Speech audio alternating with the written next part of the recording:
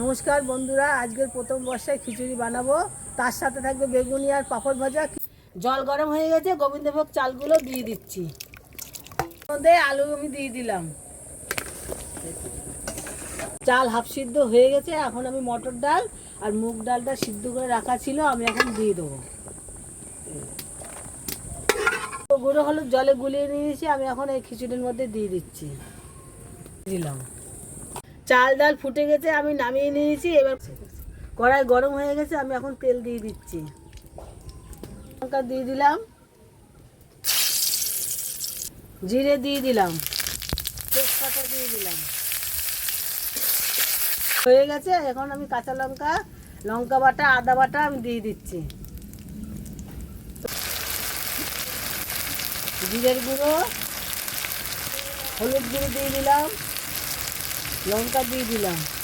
এটা খিচুড়ির মধ্যে দিয়ে দিচ্ছি। চিনি দিলাম। খিচুড়ি হয়ে গেছে, ঘি দিয়ে নামিয়ে নিচ্ছি। খিচুড়ি রান্না হয়ে গেছে। আপনাদের যদি এই ভিডিওটা ভালো লেগে থাকে, চ্যানেলটির পাশে থাকবেন।